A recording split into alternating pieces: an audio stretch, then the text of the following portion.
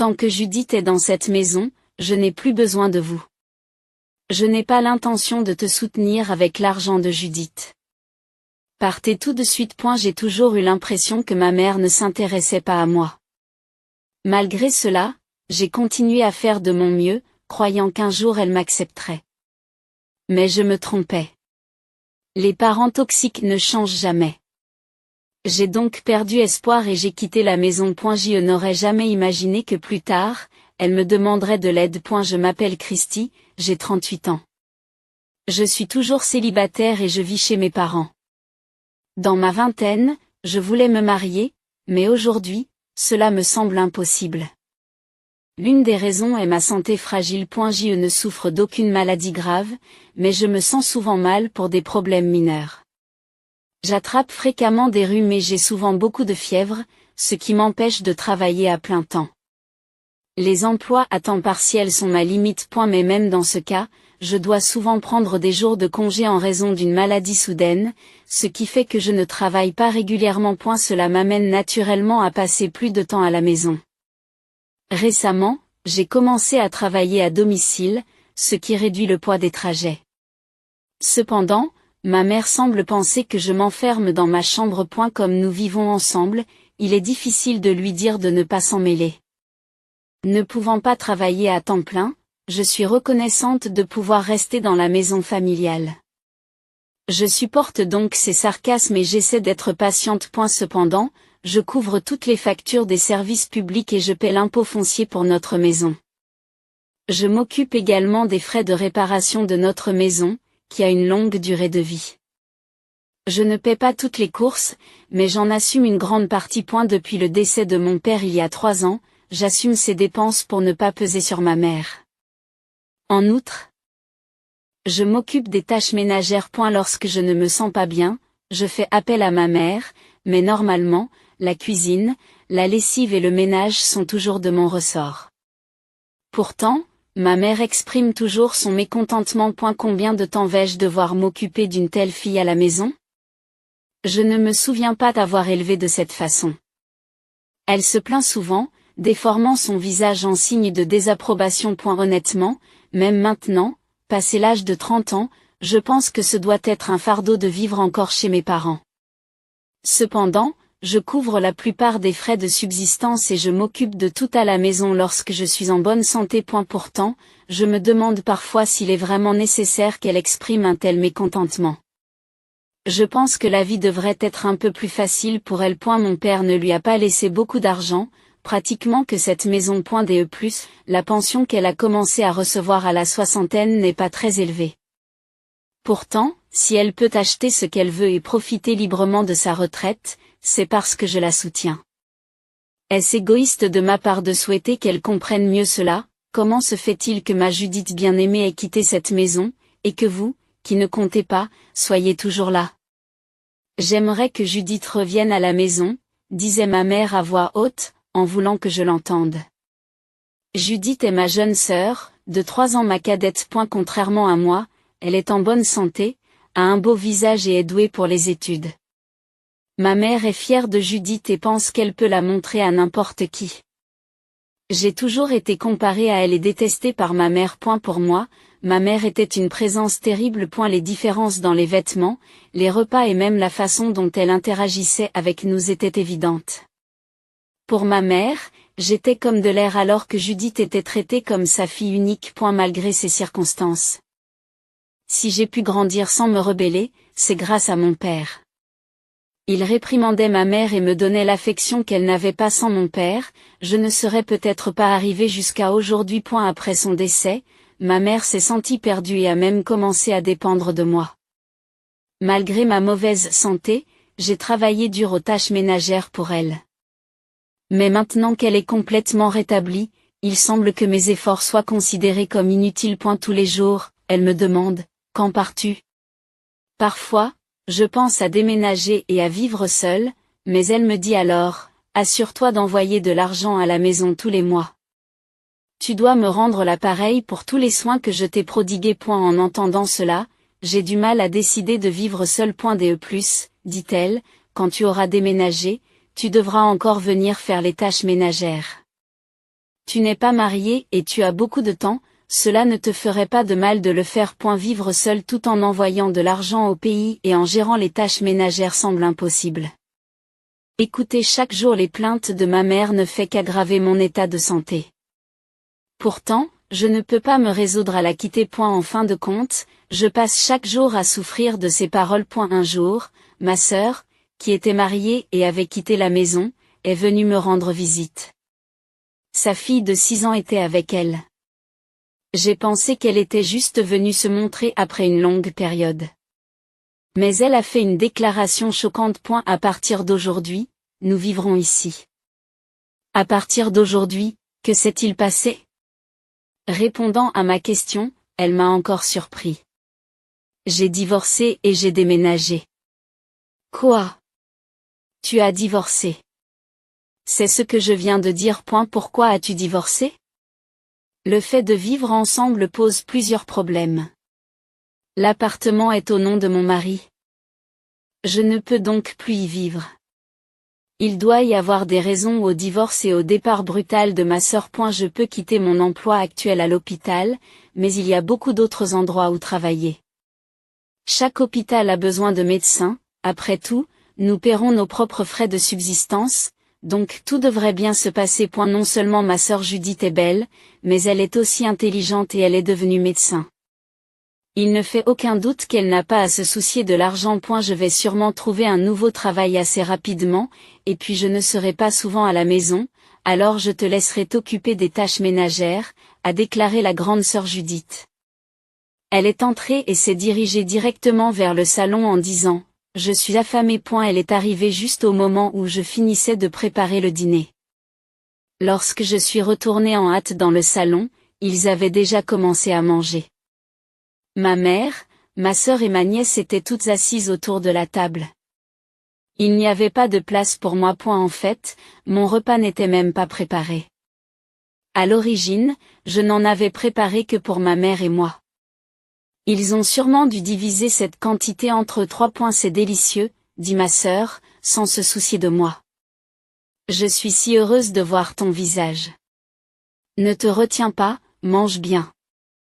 Avec le retour de sa fille préférée, ma mère était de très bonne humeur et ne se souciait pas du tout de moi. Ma nièce avançait tranquillement dans son repas, l'air fatigué et endormi. Cette scène me semblait étrangement familière, et soudain des souvenirs du passé me revinrent en mémoire. C'était la même vue que je voyais toujours lorsque mon père était en voyage d'affaires. Lorsqu'il n'était pas là, ma mère en profitait pour m'ignorer. Elle et ma sœur s'asseyaient à table, sans tenir compte de ma place, mais aussi de mon existence même. En me souvenant du passé, j'ai failli fondre en larmes. J'y suis sortie pour acheter mon propre dîner. Contrairement à ce qui se passait à l'époque, avoir l'argent pour acheter ma propre nourriture me semblait être un salut. En pensant à mon père bien-aimé, j'ai marché lentement, les larmes coulant sur mon visage. C'est ainsi qu'a commencé ma vie avec ma sœur et sa fille. Ce n'est pas que je sois particulièrement en désaccord avec ma sœur, Judith. Mais j'ai l'impression qu'elle est favorisée par notre mère et qu'elle me traite avec dédain. Par conséquent, elle me traite comme une femme de ménage, en me disant par exemple, « Grande sœur, s'il te plaît, nettoie la chambre. Je travaille, alors tu t'occupes des affaires de la maison. » Elle dit cela en se prélassant sur le canapé. Même si elle prétend travailler, elle ne semble pas avoir encore trouvé d'emploi officiel. Lorsque je lui ai demandé ce qu'elle comptait faire, elle m'a répondu avec un peu de colère. Cela ne sert à rien de vous le dire. Il y a beaucoup d'emplois pour un médecin. J'ai travaillé sans relâche jusqu'à présent, alors laissez-moi me détendre un peu. D'accord, mais qu'en est-il des frais de subsistance? Vous êtes vraiment ennuyeux. Je te rembourserai quand j'aurai commencé à travailler. Tu es toujours en train de te plaindre à propos de l'argent, a-t-elle rétorqué, et je suis restée sans voix. À cause des habitudes prises dans l'enfance, j'ai du mal à parler à ma mère et à ma sœur. Je ne peux pas compter sur la pension de ma mère, et ma sœur insiste sur le fait qu'elle paiera lorsqu'elle commencera à travailler, alors qu'elle ne contribue pas financièrement. J'y finis donc par supporter seule le coût de la vie. En outre, toutes les tâches ménagères sont à ma charge, tandis que les deux autres se contentent de traîner. J'ai envisagé d'envoyer ma nièce à l'école maternelle, mais on me l'a dit. Elle entrera bientôt à l'école primaire. Ce n'est pas la peine. Grande sœur peut jouer avec elle. En les regardant toutes les deux sans rien faire, j'étais la seule à être chargée de toutes les responsabilités et je ne pouvais que soupirer. J'y vis des journées trépidantes tous les jours. Même si je me sens un peu mal, aucune des deux ne montre le moindre signe de vouloir prendre en charge les tâches ménagères. Depuis que Judith vit avec nous, ma mère a complètement cessé de faire le ménage. Elle semble seulement apprécier de bavarder avec Judith. Elles n'ont pas l'air de se soucier de moi. Pourquoi est-ce que je fais ça? Personne n'a écouté mes paroles. Il n'y avait donc aucun signe de Judith à la recherche d'un emploi. Lorsque j'ai demandé quand elle allait commencer à travailler, ma sœur s'est mise en colère, ce qui m'a empêché de reposer la question. Et la voir dire qu'elle se rendait à un entretien d'embauche et quitter la maison m'a soulagée. Alors que je retournais dans ma chambre avec un sentiment de soulagement et que je commençais à lire le journal, un article a attiré mon attention. Est-ce que cela peut être réel? Ce n'est pas un rêve, n'est-ce pas? Surpris par ce développement soudain, j'ai sursauté lorsque j'ai entendu frapper à la porte. Serait-ce ma sœur? Peut-être est-elle venue me presser de préparer le dîner. Mais il semble qu'il soit trop tôt pour cela. Pendant que je réfléchissais, Christy, ouvre la porte. Dépêche-toi, cria ma mère avec colère. J'avais fermé la porte à clé, car je ne voulais pas qu'on me vole mes affaires, mais j'hésitais à l'ouvrir car ma mère semblait très en colère. Cependant, je ne pouvais pas laisser la porte fermée à clé, alors quand j'ai ouvert la porte, ma mère se tenait debout, l'air furieux. Qu'est-ce que tu as fait? Tu sais que Judith est sortie pour un entretien d'embauche, n'est-ce pas? Je le sais. Si tu le sais, alors sors de cette maison tout de suite. J'ai été choquée quand ma mère a soudain exigé quelque chose de scandaleux. Qu'est-ce que tu veux dire? Ne m'obligez pas à le répéter, sortez. Incroyablement, ma mère me demandait de quitter la maison. Pourquoi devrais-je le faire? On n'a plus besoin de toi ici. Tu es vraiment lente à comprendre. Qu'est-ce qu'il y a? Pourquoi? Malgré tous mes efforts pour la famille, même quand je ne me sentais pas bien, j'ai géré les tâches ménagères, et maintenant on n'a plus besoin de moi. Qu'est-ce que vous faites? Vous restez toujours à la maison en utilisant votre santé comme excuse pour ne pas travailler. Je travaille à la maison. Je donne de l'argent et je fais les tâches ménagères. Les gens qui ne servent à rien ne sont plus utiles dans cette maison. Face à une déclaration aussi catégorique, je me suis trouvée dans l'incapacité de répliquer. Tant que Judith sera dans cette maison, je n'aurai plus besoin de toi. Je n'ai pas l'intention de te soutenir avec l'argent de Judith. Pars tout de suite. En entendant les mots de ma mère, j'ai senti quelque chose s'effondrer en moi. Mes efforts ne signifiaient rien, ma mère et ma sœur pouvaient facilement me mettre à l'écart. Finalement, je me suis rendu compte qu'il s'agissait plutôt d'une confirmation. Il était vain d'espérer qu'elles comprennent mes efforts ou partagent mes sentiments. Il était inutile d'espérer quoi que ce soit de ces personnes. Je comprends. Je vais quitter la maison. À ce moment-là, j'ai imaginé le visage de mon père. C'est bien d'en finir, n'est-ce pas? Papa, ai-je fait de mon mieux? Lui ai-je demandé silencieusement dans mon cœur. J'ai eu l'impression qu'il m'avait répondu d'un signe de tête en s'excusant, me donnant l'impulsion dont j'avais besoin pour prendre une décision. Je quitte la maison immédiatement. C'est un soulagement. Je n'ai jamais eu besoin d'une fille comme toi. Les mots durs de ma mère n'avaient plus le pouvoir de me blesser. Bientôt, je serai libre et libérée. Je ne regrettais pas cette maison et je n'avais aucune raison de m'y accrocher. J'ai donc simplement acquiescé et j'ai commencé à me préparer à partir. Et la suite s'est déroulée très rapidement. J'ai rapidement trouvé un nouvel endroit où vivre et, par chance, il répondait à toutes mes exigences. J'ai signé le contrat immédiatement et j'ai pris les dispositions nécessaires pour le déménagement. Enfin, le jour du déménagement est arrivé. Enfin, l'important est parti. Ne reviens jamais, a dit ma mère en riant. Ma sœur a également ri et a dit, profite de ta pauvre vie de célibataire. Ne t'avise pas de demander de l'argent. Après tout, la famille, c'est comme les étrangers. Je n'avais plus rien à leur dire. Calmement, j'ai dit seulement au revoir et j'ai quitté la maison. Ma nouvelle vie était étonnamment confortable.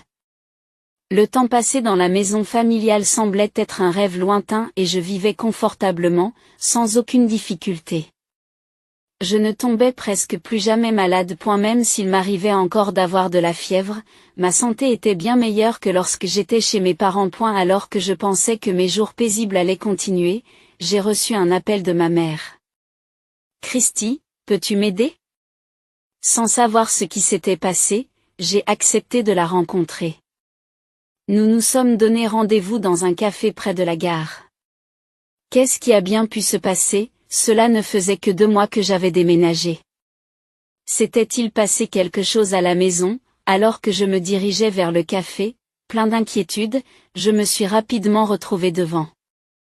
En entrant dans le café, j'ai vu que ma mère était déjà assise. Quelle est l'urgence? S'il vous plaît, j'ai besoin de votre aide. Me supplia-t-elle alors que je prenais place. Son visage s'est rapproché avec une expression inquiète. Alors, explique-moi bien. Demandai-je avec un peu de colère. Peut-être surprise par mon assurance. Ma mère s'est soudain mise à pleurer. Judith a été terrible. Je ne peux plus vivre avec elle. La voix de ma mère était presque un cri. Elle a continué en reniflant. Elle a menti en disant qu'elle allait à des entretiens d'embauche. Elle ne s'y rendait pas du tout. Que entendez-vous par mensonge? J'ai demandé des précisions. En pleurs, ma mère a expliqué qu'au lieu d'aller à des entretiens d'embauche, Judith était en fait sortie pour s'amuser. J'ai entendu dire qu'elle rencontrait un homme dehors. Elle s'est exclamée. Quoi? Je suis restée bouche bée. Mais ma mère a continué. Il s'avère qu'elle ne travaillait pas vraiment, même après son mariage. Comment est-ce possible? Elle ne travaillait pas à l'hôpital? C'est sur ce point qu'elle a menti. Elle voyait secrètement un autre homme à l'insu de son mari. Quand il l'a découvert, cela a conduit à leur divorce. Il semble que son ex-mari obtiendra la garde de leur fille là-bas, au milieu des négociations. Est-ce vraiment vrai? C'est choquant, n'est-ce pas? C'était impensable. Je n'avais jamais imaginé que ma sœur n'était pas médecin. Elle ne montre aucun remords à propos du divorce ou de la pension alimentaire qu'elle doit payer. En fait, elle semble s'amuser. N'est-ce pas affreux? C'est terrible. Je trouvais cela incroyable, mais en même temps crédible.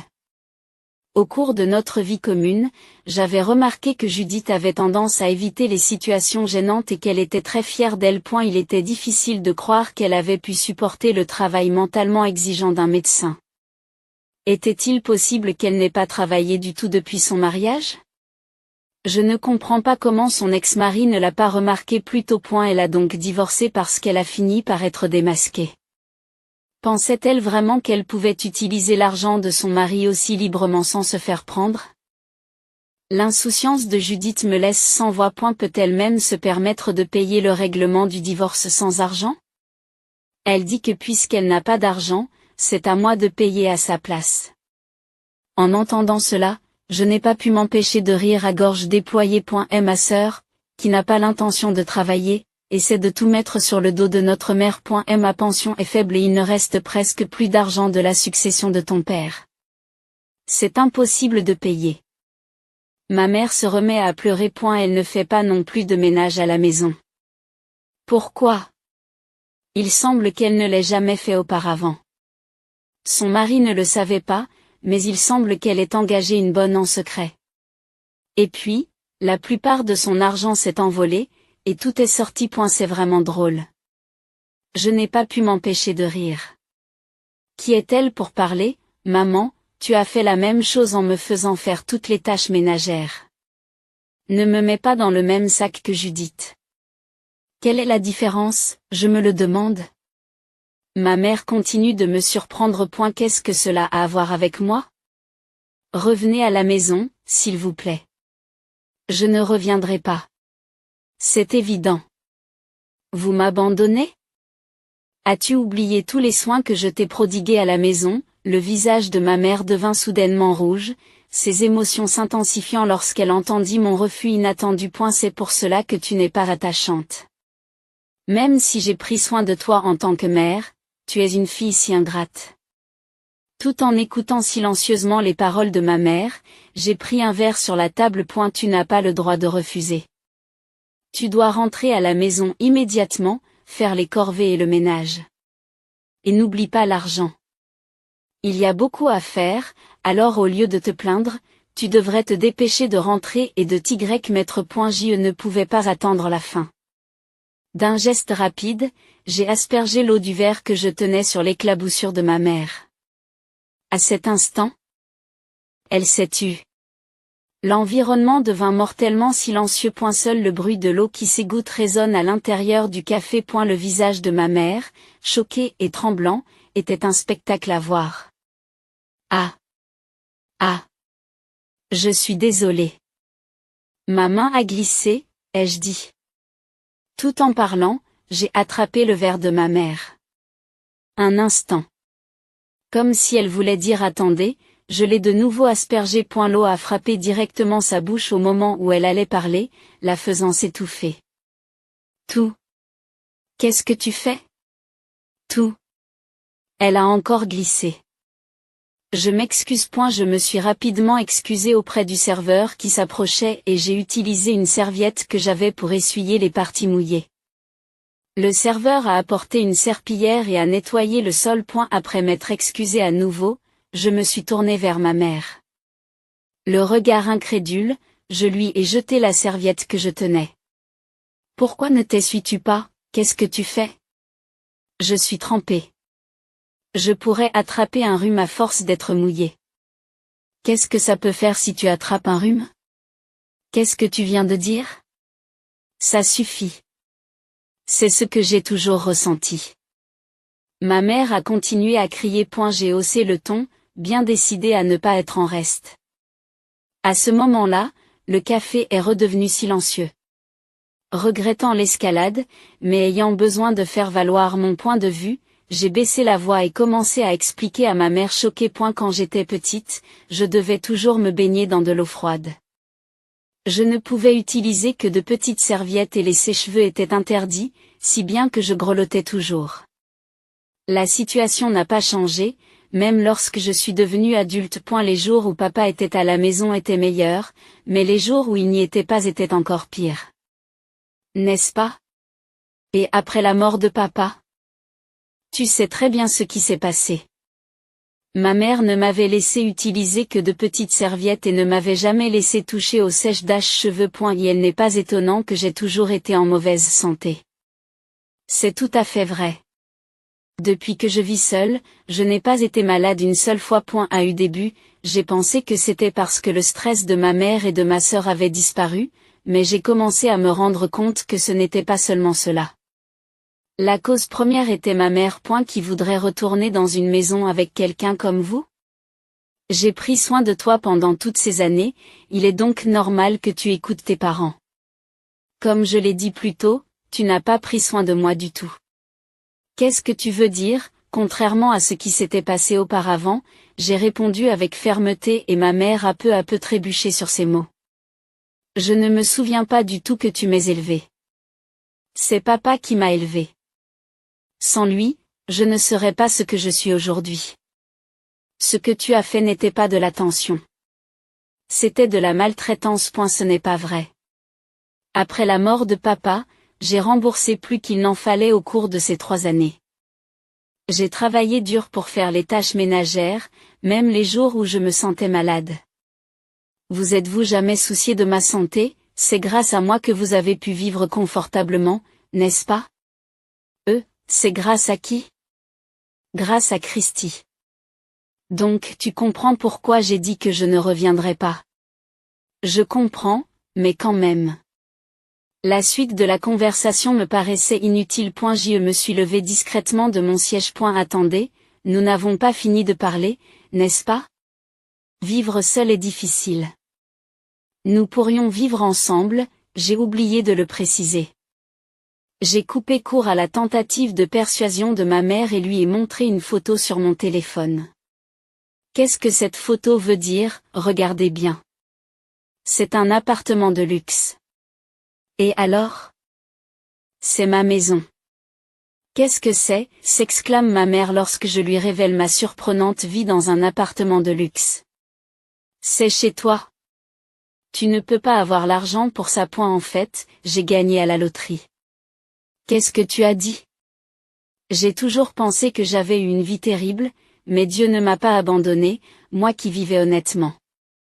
Le jour où tu m'as dit de sortir de la maison, le journal du jour contenait les numéros gagnants. C'est à ce moment-là que j'ai vu les numéros dans le journal et que je me suis dit, est-ce que c'est vrai? N'est-ce pas un rêve? Avec cet argent, j'ai pu acheter l'appartement. J'ai encore beaucoup d'argent, mais je l'économise correctement et je gagne ma vie. Je n'ai plus à craindre de tomber malade et je peux maintenant travailler. En si peu de temps. 2 mois suffisent. Et ma mère semblait ne plus savoir où donner de la tête. Alors, s'il vous plaît, ne me contactez plus. Je n'ai aucune intention de vous rencontrer ou de rencontrer Judith à nouveau. Au revoir. Alors que je commençais à partir, ma mère, stupéfaite, s'est empressée de s'accrocher à moi. Attendez, je m'excuse pour tout ce qui s'est passé avant. Ne m'abandonnez pas, s'il vous plaît. En souriant, j'ai répondu à son appel. Judith a dit un jour que la famille n'était en fin de compte que des étrangers. Alors pour moi, tu es maintenant une étrangère. Laissant ces mots derrière moi, je suis sortie du café. Ma mère est restée sans voix, complètement vidée. Quelques jours plus tard, ma mère m'a rappelé pour me demander de vivre avec toi. Mais j'ai immédiatement refusé.